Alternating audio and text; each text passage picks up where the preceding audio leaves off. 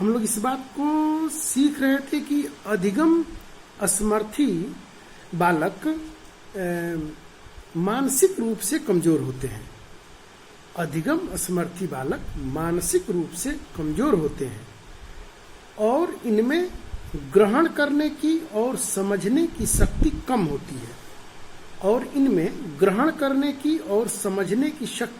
होती है। अब दो बात आ गई कि एक तो ग्रहण करने की शक्ति और समझने की शक्ति, तभी तो वो मानसिक रूप से कमजोर है। कुछ कारणों से उसमें इस प्रकार की दिक्कत हो गई है।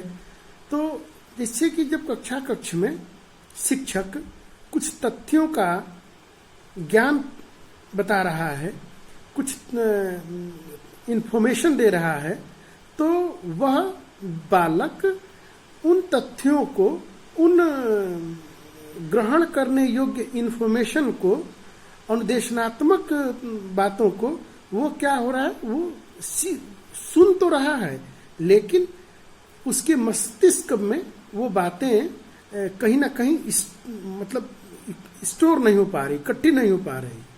कहीं ना कहीं वो वो ग्रहण करने में और उसको इस मेमोरी करने में और उसको रिकॉल करने में उसको कहीं ना कहीं दिक्कत हो रही है। और एक तो ग्रहण और दूसरे समझने में। हम तथ्यों को या विषय वस्तु को तब अच्छी तरीके से समझते हैं जब हमारे पास तथ्यों का ज्ञान हो और हमारे पास शब्द भंडार ज्यादा हो, तो जाके हम तथ्यों को ठीक तरीके से समझते हैं। और नहीं तो उन तथ्यों को फिर व्यवहारिक रूप से या प्रयोगात्मक रूप से दिखाना पड़ता है, तब जाके विद्यार्थी उसको समझ पाते हैं और अपने अनुभव, जितना वो सीखे हैं, अपने अनुभवों में उस सीखे गए बातों का, तथ्यों का अपने अनुभव में उसको जोड़ते हैं और उस जोड़ने जो उसमें जुड़ता है वही उसके व्यवहार में परिवर्तन होता है। तो यहाँ पे जो कॉग्निटिव की हम लोग बात कर रहे थे, संज्ञानात्मक क्षेत्र की जो बात कर रहे थे, तो कहीं ना कहीं विद्यार्थी इसमें तथ्यों को, परिभाषाओं को, कुछ इंफॉर्मेशन को, कुछ अनुदेशनात्मक तथ्यों को वो सीख नहीं पाता है, उसको स्मरण नहीं कर पाता है, और उसको जो बात सीखा भी है उसको रिकॉल नहीं कर पाता है, रिकॉग्नाइज नहीं कर पाता है। तो इसलिए इस प्रकार से उसको ये दिक्कतें होती हैं। अब प्रश्न ये है कि फिर बालक को दिक्कत कहाँ होता है? तो जब विद्यार्थी मतलब विषय वस्तु को, कंटेंट को ठीक तरीके से जब सीख नहीं पाता है, ठीक तरीके से जब समझ नहीं पाता है, तो क्या होता है कि जब उसको बोलना होता है, तो वो जब उसको अभिव्यक्त करना होता है, तो वो ठीक तरीके से अभिव्यक्त नहीं कर पाता है, अपनी बातों को ठीक तरीके से अभिव्यक्त नहीं कर पाता है। और दूसरा क्या होता है कि जो बोलता है उस बोलने के क्रम में कुछ तथ्यों को वो छोड़ देता है, और जो तथ्य जो सीखता है उसमें से कुछ तथ्य, कुछ बातें वो छूट जाती हैं। तो होता क्या है कि अगर तथ्य छूट गया या कुछ दूसरा तथ्य जुड़ गया अपने से, क्योंकि वो तथ्य था नहीं और जुड़ गया, तो यहाँ पे क्या होगा, अर्थबोध हो पाएगा? अर्थबोध नहीं हो पाएगा, कहीं ना कहीं अर्थ स्पष्ट नहीं हो पाएगा। तो यहाँ पे इस प्रकार की फिर दिक्कतें आती हैं। तो इसलिए इस बात पे ध्यान, अब तो ये तो एक ऐसी असमर्थता है कि इसको कुछ हद तक ही सुधारा जा सकता है। तो इतनी इन बातों को ध्यान में रखते हुए हम ऐसे बालकों की पहचान करके और जो भी संभव हो सकता है, और या तो जैसे कि एक टीचर क्या कर सकता है, तो टीचर यहाँ पे जैसे कि आप तथ्यों को छोटे शब्दों में बताएं, छोटे वाक्यों में बताएं और सरल करके बताएं, और उसकी जो पृष्ठभूमि है, पारिवारिक सामाजिक जो पृष्ठभूमि है, उस पृष्ठभूमि से जोड़कर यदि हम बातों को रखते हैं, बताते हैं, तब विद्यार्थी निश्चित रूप से उन तथ्यों को वो सीख जाएगा। तो इस प्रकार से जो विद्यार्थी अधिगम असमर्थी होते हैं, अधिगम बाधित बालक होते हैं, अगर इतनी व्यवस्थाएं की जाए तो फिर विद्यार्थी को सीख सकता है, और उसकी जो कॉग्निटिव, फिर उसमें कॉग्निटिव मॉडिफिकेशन हो जाएगा। तो जो आपका जो टॉपिक था कि कॉग्निटिव मॉडिफिकेशन, तो मतलब कि कॉग्निटिव मतलब ज्ञानात्मक, संज्ञानात्मक, तो जो भी उसके ज्ञान है, तो ज्ञान में परिवर्तन कब आएगा? जब वह विषय वस्तु को या तथ्यों को ठीक ठीक तरीके से सीख पाएगा। अगर तथ्यों को ठीक ठीक तरीके से, जैसे कि आप विद्यार्थी को आप कोई परिभाषा पढ़ा रहे हैं, कोई परिभाषा बता रहे हैं, याद करवाने का प्रयास कर रहा है विद्यार्थी, तो परिभाषाएं कुछ बड़ी होती हैं और कुछ परिभाषाएं छोटी होती हैं। तो कोशिश ये करनी चाहिए कि विद्यार्थी को छोटी परिभाषाओं को, उसके कुछ ऐसी बातों को जो कि उसके दैनिक जीवन में और व्यवहार में या उसको दृष्टिगत हो, तो उसको, जैसे कि एक परिभाषा मैं बताता हूं, मान लो कि शिक्षा की परिभाषा अगर विद्यार्थी को बताया जाए, तो आप महात्मा गांधी की एक परिभाषा मैं बोलता हूं, थोड़ी परिभाषा न बड़ी है न छोटी है, और इसको आसानी से याद कराया जा सकता है।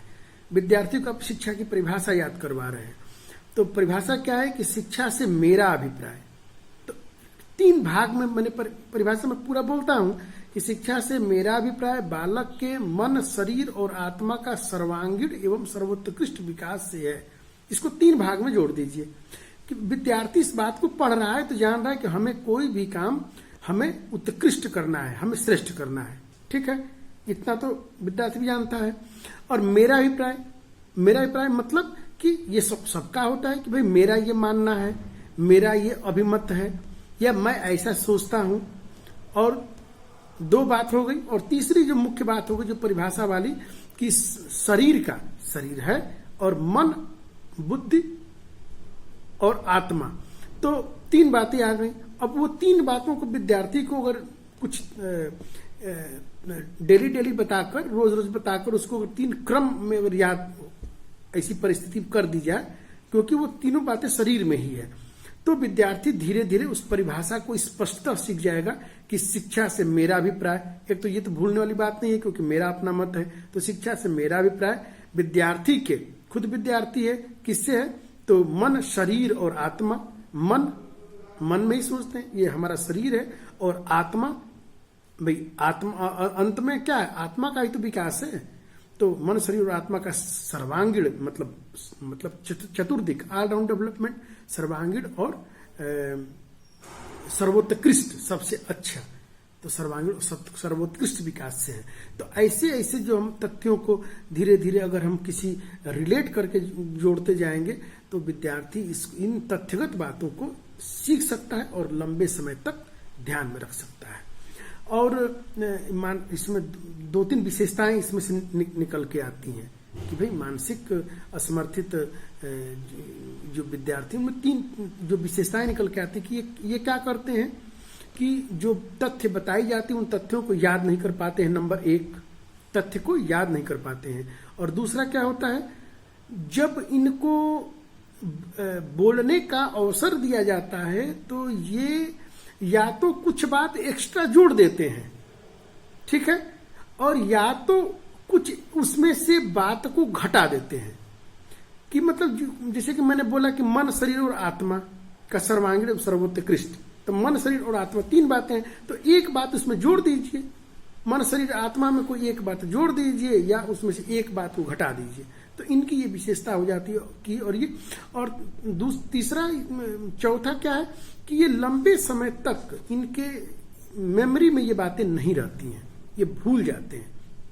तो लंबे समय तक मेमोरी में बात रहने के लिए इसमें एक विधि भी है, एक सिखाने की एक विधि है कि जैसे कि उसमें अंकों के आधार पे आप लोग उसमें पढ़े होंगे कि कैसे विधि दी गई है कि जैसे कि 1, 2, 3 जैसे गिनती है, 1 से 10 तक की गिनती है। तो जैसे कि जो भी, जैसे कि कोई भी तथ्य परिभाषा है या कोई बात याद करने को दिया जाए तो उसमें है कि भाई 1, 2, 3, 4, फिर 2, 3, फिर आगे की जो डिजिट है 5, 6, फिर पीछे बढ़िए 4, 5, 6, 7, 8, फिर 1, 2, 9, ऐसे करके फिर मतलब कि हर बार थोड़ा पीछे होके फिर आगे बढ़ते हैं और फिर जिससे कि उसको रिकॉल होता रहे। तो इस प्रकार से भी हम लोग इसको विधि को आजमा कर और उसके व्यवहार में परिवर्तन कर सकते हैं। तो अगर विद्यार्थी कॉग्निटिव जो इसमें बात है, अगर 4 तथ्य को अगर ठीक ठीक तरीके से अगर कर दे रहा है तो हमारी शिक्षा की सफलता उस पर मानी जाएगी। कि नंबर 1 संज्ञानात्मक पक्ष में क्या आता है, आप लोगों को याद होगा कि जब हम लोग ब्लूम की टेक्सोनॉमी का जब हम लोग जो वर्गीकरण हुआ है तो उन वर्गीकरण में वहां पे बात बताई गई है कि संज्ञानात्मक पक्ष में मतलब उसके कौन कौन से व्यवहारिक उद्देश्य होंगे। तो उसमें 4 लिखा होगा और उसके कुछ उपभाग होंगे। तो 4 था कि भाई परिभाषा देना, कथन करना, प्रत्यास्मरण करना और पहचान। परिभाषा देना, कथन करना, प्रत्यास्मरण करना और पहचान, ये 4 प्रकार की बातें हैं। तो ये 4 प्रकार के जो क्रम हुए, तो हम इस क्रम को विद्यार्थी में इनके व्यवहार में इस प्रकार से परिवर्तन होगा। क्यों? क्योंकि देखिए अंत में पहचान है और शुरू में ये परिभाषा देना और कथन करना, प्रत्यास्मरण, हमने परिभाषा बताई, कथन किया, प्रत्यास्मरण वो उसकी पहचान हुआ और अंत में प्रत्यास्मरण और उसकी पहचान। इसमें जो है उसमें कुछ और भी इसमें जो सब भाग है उसमें चयन करना, मापन करना, सूची देना और लिखना। चयन करना, मापन करना, सूची देना और लिखना। इस प्रकार से जो संज्ञानात्मक पक्ष में अगर इस प्रकार से अगर इतने परिवर्तन बालक के स्वभावगत परिस्थितियों में होना चाहिए और तब जाके वो तथ्यों को सीख सकता है, तभी जाके वह उसकी पहचान कर सकता है, तभी वह उसकी सारणी बना सकता है और धीरे धीरे हम इसमें अपने उद्देश्यों में। अब यहाँ पे एक टॉपिक छूट गया था कि मल्टीपल डिसेबिलिटी, तो इसी पे मैं सोच रहा हूँ कि ये भी बता दूं कि बहुल विकलांगता इसको बोलते हैं, कि बहुल विकलांगता। तो हम लोग चूंकि अब समझ चुके हैं कि विकलांगता की जैसे कि शारीरिक विकलांगता और मानसिक विकलांगता, तो 2 विकलांगता का समानता हम लोगों ने यहाँ पे देखा।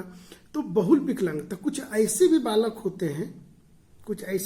होते हैं जिनमें एक या एक से ज्यादा असमर्थता, उसमें एक से एक ज्यादा उनमें दिव्यांगता, एक से एक ज्यादा उनकी डिसेबिलिटी उनमें अंदर पाई जाती है। जैसे कि शरीर से भी वो मतलब उनमें प्रॉब्लम होती है और मानसिक भी प्रॉब्लम उनमें होती है।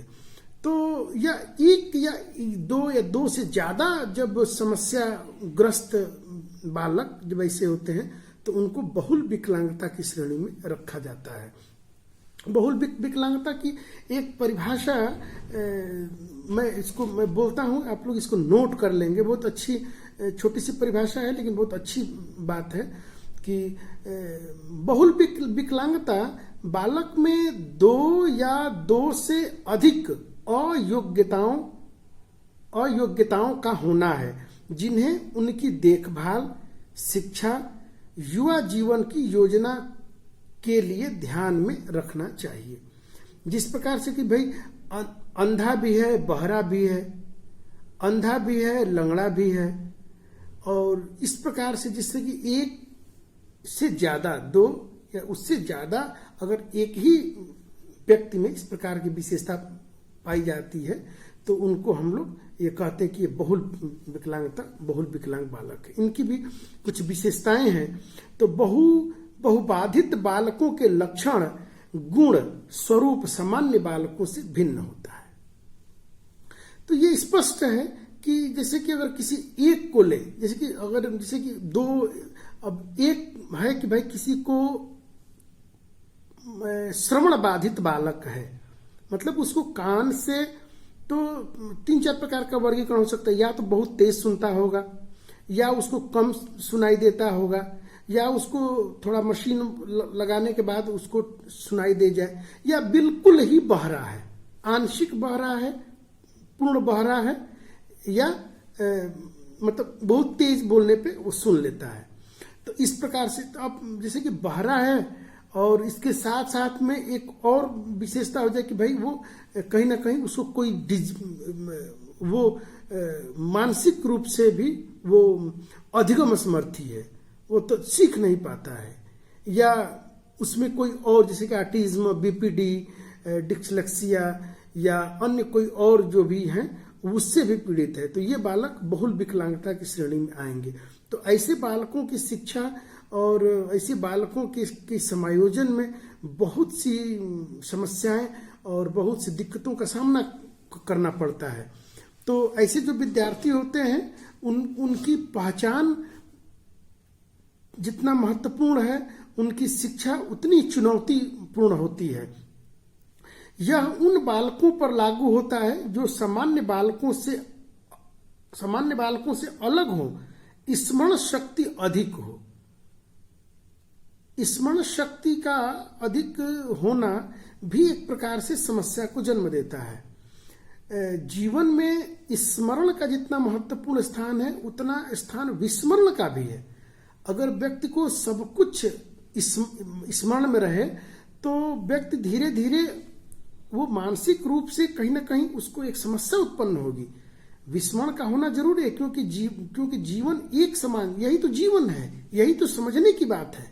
और इसी में तो शिक्षा की महत्वपूर्ण भूमिका है कि जिस प्रकार से दिन और रात हमेशा होता रहता है, और दिन में भी किस प्रकार का वर्गीकरण है। सुबह के दिन अच्छी लगती है, दोपहर की धूप तेज लगती है, शाम का मौसम और अच्छा हो जाता है।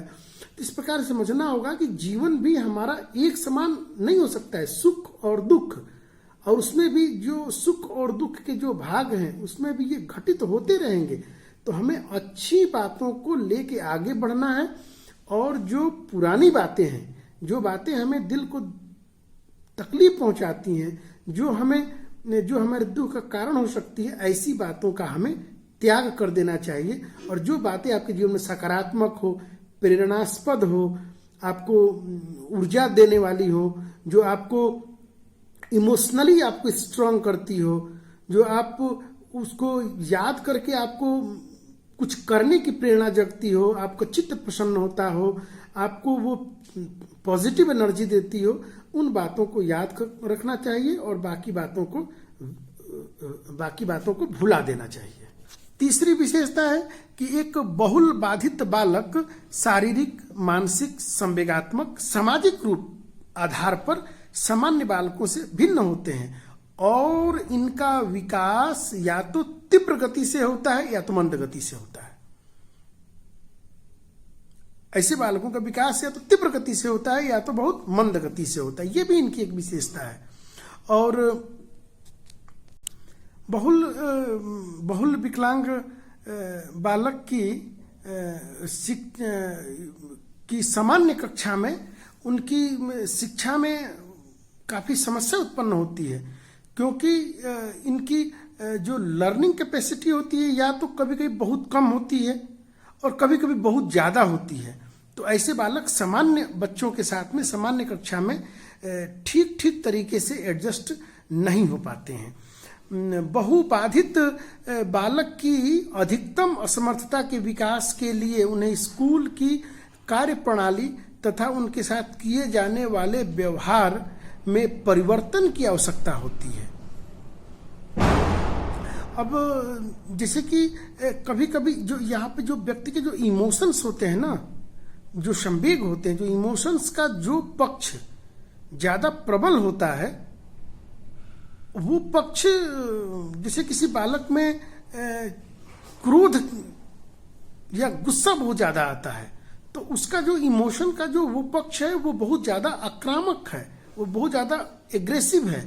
तो ऐसे बालकों की शिक्षा की और ऐसी परिस्थिति को क्रिएट करना सामान्य कक्षा में थोड़ा दिक्कत होता है। तो ऐसे बालकों के लिए ऐसी परिस्थिति का निर्माण करना अपने आप में एक चुनौती भरापूर्ण होता है। इनको इनके साथ उन कारणों को पहले पता लगाना चाहिए कि किन कारणों से ये एग्रेसिव हो जाते हैं। तो जिन कारणों से उनको दुख पहुंचता है, एग्रेसिव होता है या एंग्री होता है, तो उन कारणों को पहले रोक लगाई जाए। कुछ ऐसे कारण होगा कि पर्टिकुलर कोई शब्द होंगे या पर्टिकुलर कोई ऐसा व्यवहार होगा या कोई ऐसी कुछ ऐसी बातें होंगी जो कहीं ना कहीं उसके इमोशंस को हर्ट करती होंगी और वो उसमें उत्तेजित हो जाता होगा। तो इस प्रकार की ये विशेषताएं हैं।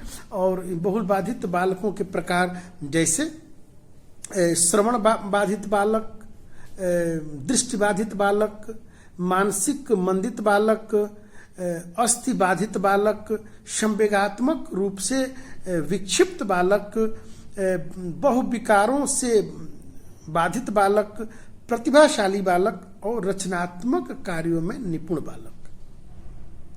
अब देखिए यहाँ पे बाकी बातें आपको समझ में कुछ बातें इसमें है, जैसे कि प्रतिभाशाली बालक।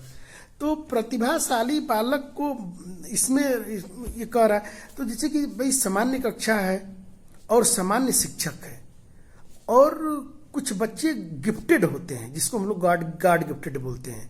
तो इन बच्चों को ये बच्चे कभी कभी कुछ ऐसी भी बातें जो औपचारिक शिक्षा नहीं, अनौपचारिक शिक्षा या अन्य शिक्षा के जो अन्य उपकरण है, एजेंसीज हैं, उनके माध्यम से ये बहुत जो तथ्य बताए जाए उससे बहुत ज़्यादा ऊपर की कक्षाओं में ये सीख लेते। ये भी बच्चे कहीं ना कहीं समाज के तरह से बच्चे बहुत उपयोगी होते हैं, लेकिन क्लास के लिए और कहीं ना कहीं ये समस्या क्रिएट करते हैं। आप लोगों ने, मुझे याद है कि एक मूवी आप लोग देखे होंगे, ऋतिक रोशन की क्रिस है क्या, तो क्रिस ही है।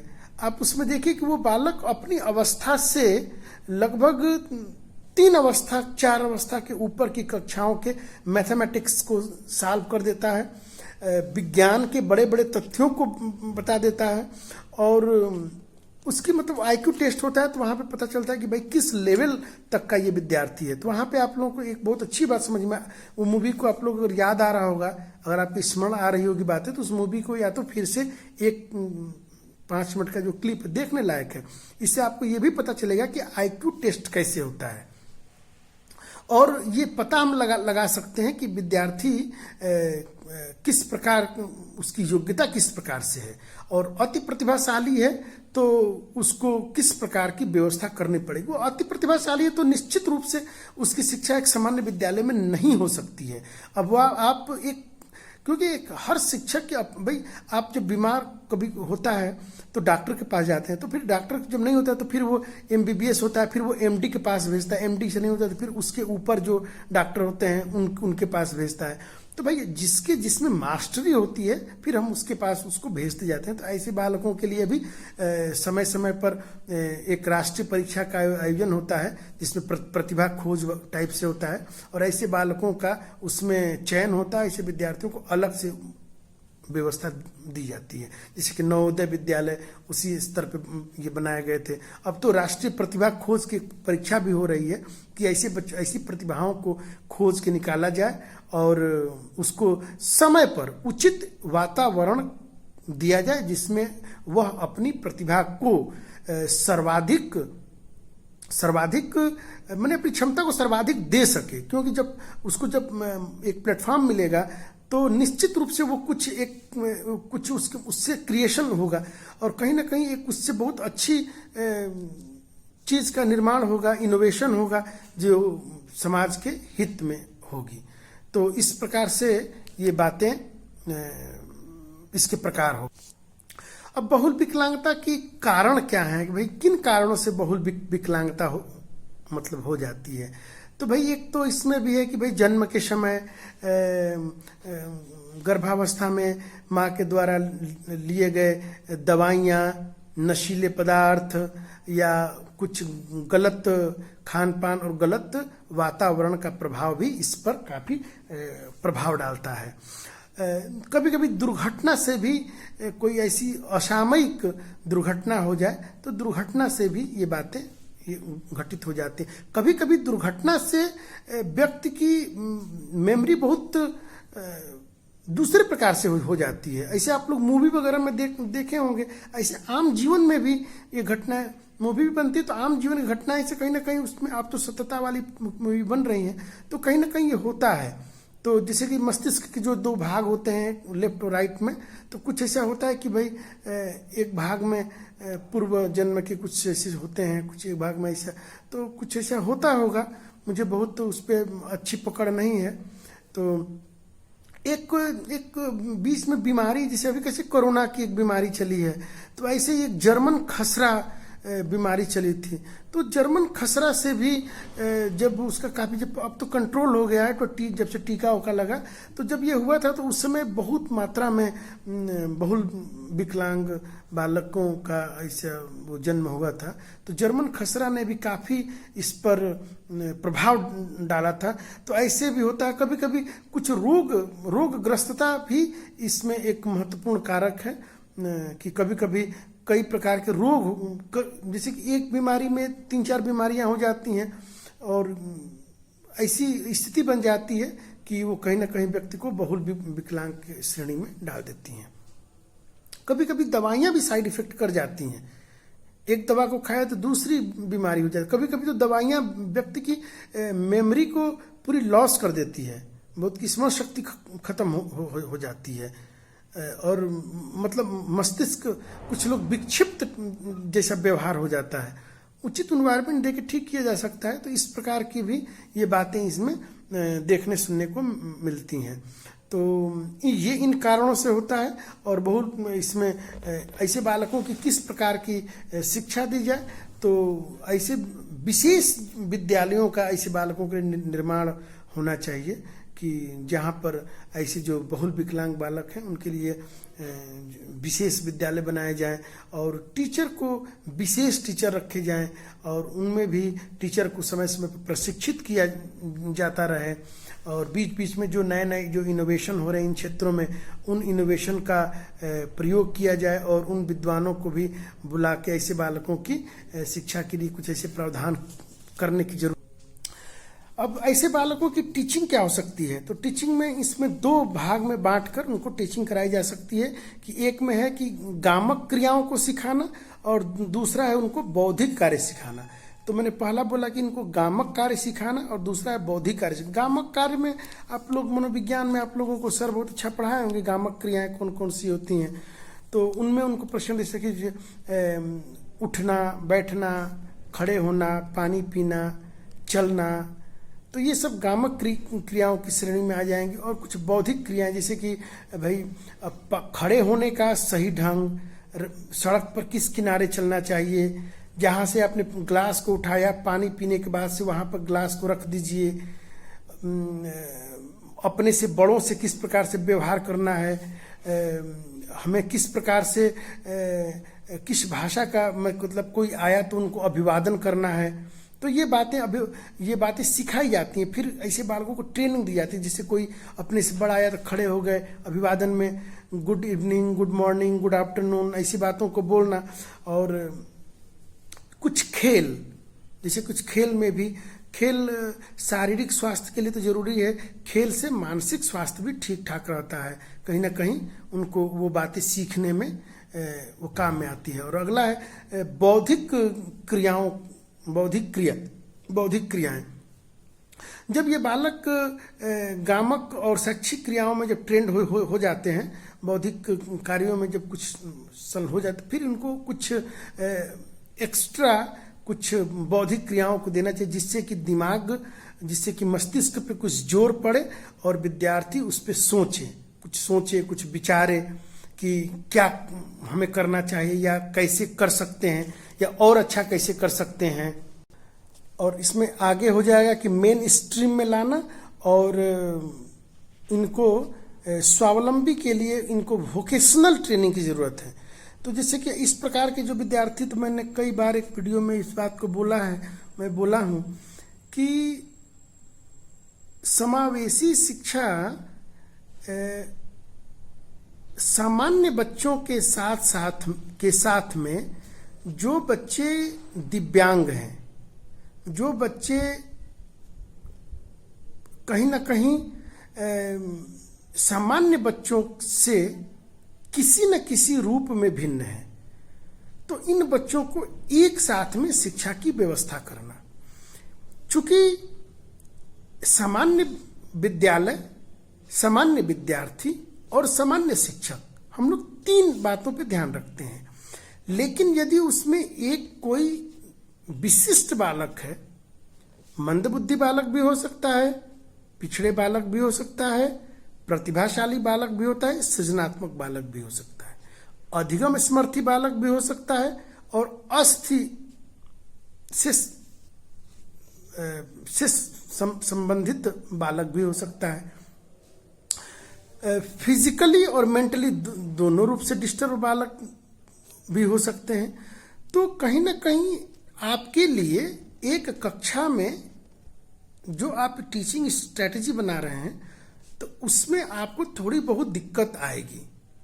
तो इस प्रकार के जब आपकी कक्षा में बालक हैं, तो आपको थोड़ा बहुत इनके बारे में भी, इनकी विशेषताएं, इनके कारण, किस प्रकार से इनके लिए शिक्षण विधियों को अपनाया जाए, तो एक ऐसी आपकी जो टीचिंग स्ट्रेटजी बने।